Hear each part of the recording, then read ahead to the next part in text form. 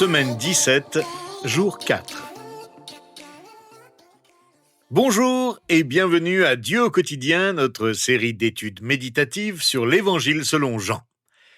Nous en sommes au 4e jour de notre réflexion sur le chapitre 17 qui est entièrement consacré à ce qu'on a appelé la prière sacerdotale de Jésus, notre grand prêtre, qui est aussi le sacrifice parfait offert à Dieu le Père pour notre salut. Aujourd'hui, nous allons examiner les versets 17 à 19 qui exposent une autre façon pour vous et moi d'être une réponse à cette prière de Jésus. Il y a quelques jours, nous avons vu que nous sommes une réponse à la prière de Jésus lorsque nous rendons gloire à Dieu dans nos vies. Hier, nous avons observé que nous sommes une réponse à la prière de Jésus lorsque nous vivons sous la protection de notre Père du ciel qui nous rend capables de résister au monde actuel et au diable, celui qui veut nous détruire en nous éloignant de Dieu. Aujourd'hui, nous allons voir que nous sommes une réponse à la prière de Jésus lorsque nous grandissons en maturité, lorsque nous grandissons pour ressembler davantage à Jésus-Christ au quotidien, pour lui ressembler davantage par notre attitude, dans nos actions et dans la vérité. Écoutez comment Jésus prie pour notre croissance dans l'Évangile selon Jean au chapitre 17, versets 17 à 19. Consacre-les par ta vérité.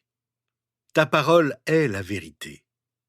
Tout comme tu m'as envoyé dans le monde, je les ai moi aussi envoyés dans le monde. Et je me consacre moi-même pour eux, afin qu'eux aussi soient consacrés par la vérité. Le mot « consacré » est très souvent utilisé dans ce passage. Notre consécration concerne notre croissance spirituelle. Jésus parle ici de notre maturité spirituelle. La consécration est ce processus spirituel qui nous rapproche progressivement de Dieu. Jusqu'à assez récemment, on parlait de sanctification. Ce processus qui nous rend de plus en plus saints. En hébreu biblique, le mot sacré et le mot saint sont les mêmes mots. Il en est de même dans le grec du Nouveau Testament. Être saint, c'est être consacré à Dieu, c'est lui appartenir. Plus je suis proche de Dieu, plus je lui suis consacré, plus je lui dédie ma vie entièrement. Dans l'Ancien Testament, ce sont le plus souvent les lieux et les objets de culte qui sont consacrés à Dieu. Ils ont un usage unique. Pour pouvoir être consacrés au service de Dieu, les personnes, les lieux et les objets dédiés à Dieu doivent être purifiés de toute souillure. Une fois les rites de purification accomplis, ils sont mis au service de Dieu. Ils sont purs et sacrés. On dit aussi qu'ils sont saints. On parle donc des vêtements sacrés des prêtres, mais aussi de la maison de Dieu, le temple, dont la partie la plus proche de Dieu, le Saint des Saints, est le lieu où se trouve l'arche qui contient les 10 commandements, la parole même de Dieu, le lieu où Dieu réside. Le mot « sacré » en hébreu est le même mot que le mot « saint ». Tout ce qui appartient à Dieu, y compris les croyants, est dit « sacré » ou « saint ». Dieu veut que nous lui appartenions complètement, que nous lui soyons entièrement consacrés. Nous sommes appelés à être saints, car Dieu lui-même est saint. Il en va de même pour le Nouveau Testament. L'apôtre Paul l'explique très bien à son ami Timothée dans la 2e lettre qu'il lui a envoyée au chapitre 2, verset 21. Dans une grande maison, il n'y a pas seulement des ustensiles d'or et d'argent, mais il y en a aussi en bois et en terre. Les uns sont d'un usage noble, les autres d'un usage méprisable. Si donc quelqu'un se purifie de ces choses, il sera un vase d'usage noble, saint, utile à son maître, prêt pour toute œuvre bonne. Le mot saint ou consacré est souvent mal compris. En fait, la sainteté est un don de Dieu que nous recevons lorsque nous sommes sauvés, c'est-à-dire lorsque nous avons dédié, lorsque nous avons donné notre vie entière à Dieu en acceptant le salut par Jésus-Christ. Nous devenons saints, consacrés à Dieu dès le moment où nous lui appartenons. C'est alors que nous nous mettons à son service, que nous obéissons à ses commandements. Nous devenons ses disciples, ceux qui apprennent de lui et le suivent. On comprend de suite que la sainteté, une fois acquise, devient un processus. Nous abandonnons nos mauvaises habitudes, nous transformons notre façon de penser. L'apôtre Paul parle du renouvellement de notre intelligence dans sa lettre aux Romains au chapitre 12, versets 1 et 2. Cela prend du temps. Dieu a préparé pour chacun de nous des œuvres bonnes que nous pouvons accomplir grâce à son esprit, qui nous aide à mettre en œuvre nos dons naturels et spirituels au service de notre Père du ciel. Tout ceci a été rendu possible par l'œuvre de Jésus-Christ, qui nous purifie de nos péchés.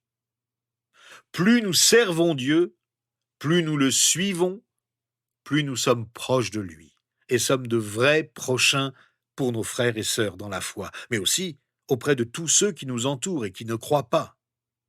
Nous ne vivons pas en ermite, mais dans le monde, tout en nous détachant du monde.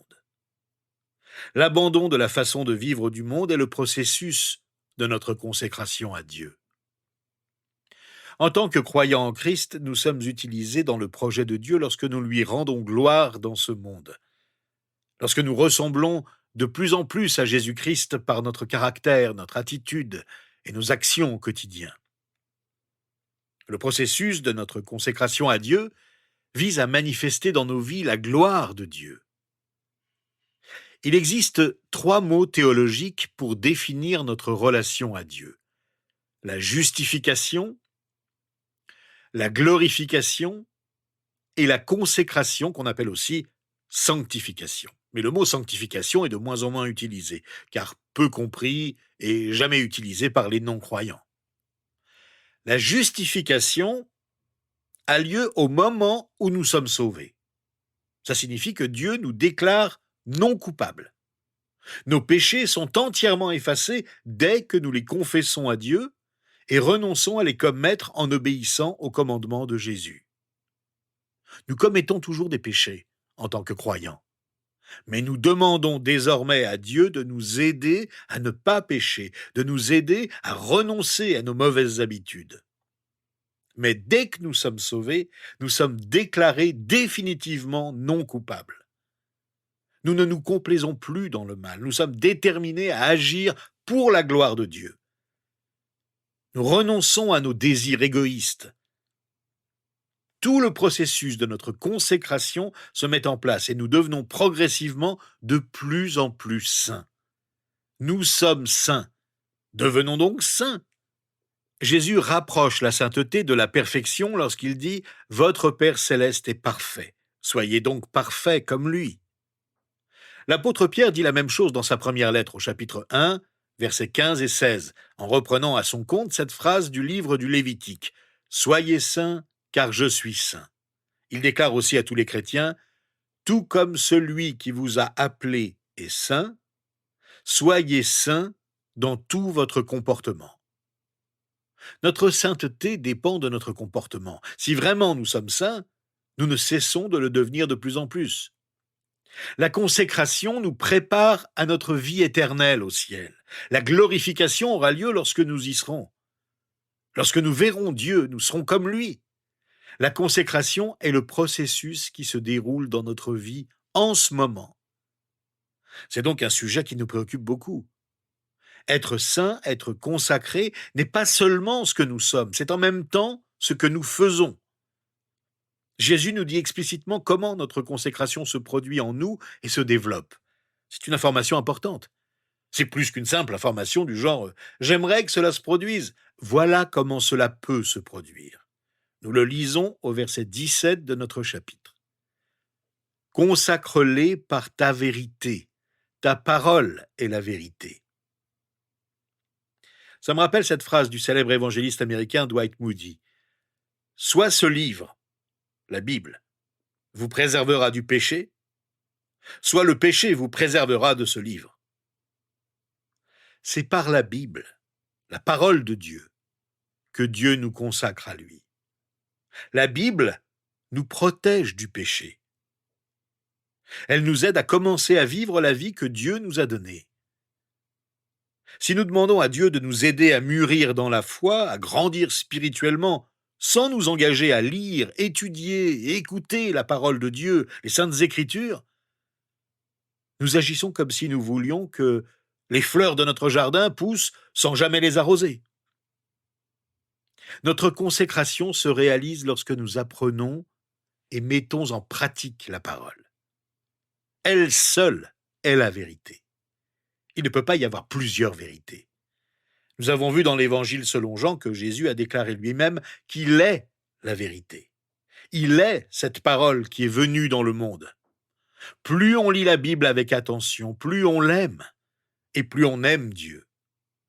Lire la Bible nous permet d'entrer dans une relation intime avec Dieu.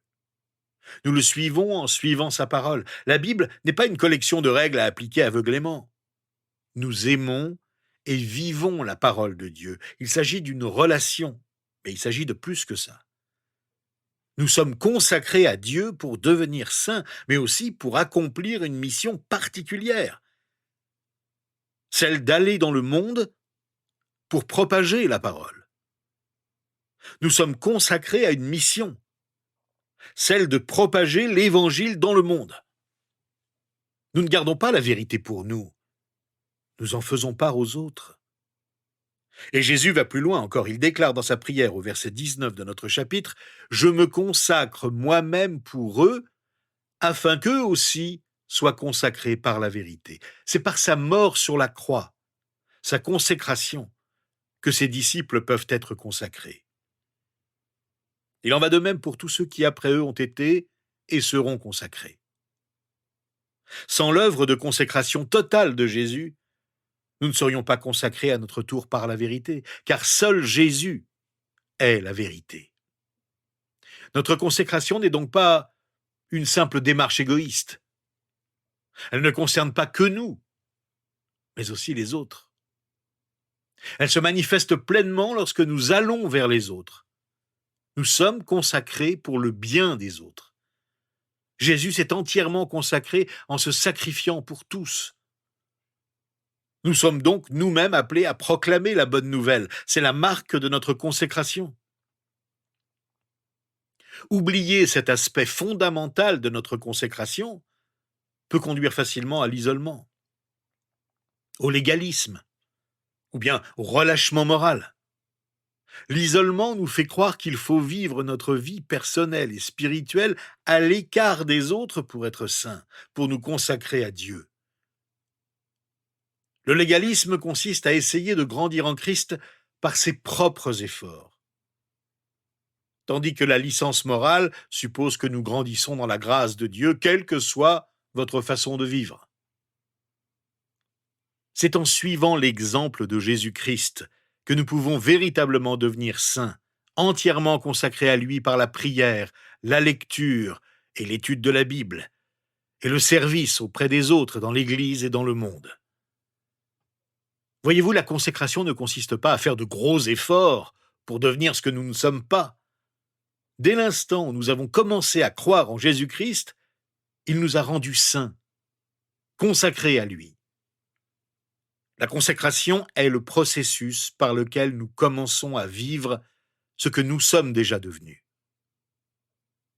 Prenons donc un moment aujourd'hui pour le reconnaître dans la prière et disons simplement « Seigneur Jésus, nous te remercions de t'être consacré pour nous en donnant ta vie sur la croix pour que nous puissions être consacrés à toi.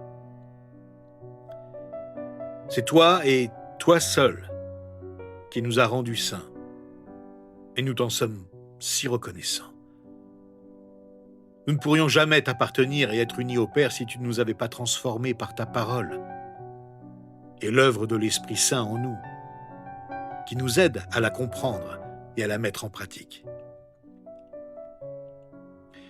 Alors, comme toi-même as été envoyé parmi nous pour nous permettre d'être unis à toi et au Père, nous voulons aller dans le monde. Permets que nous soyons attentifs aux autres, dans un esprit de service, en propageant ta parole autant que cela sera possible. Tu ne nous as pas donné un esprit de timidité. Aide-nous donc à saisir toutes les occasions qui s'offrent à nous pour parler de toi à ceux qui ne te connaissent pas. Merci Seigneur pour ta parole, la vérité. Qu'elle continue de nous transformer et de renouveler notre intelligence. Renouvelle chaque jour notre désir de nous consacrer davantage à toi, en nous consacrant aussi aux autres.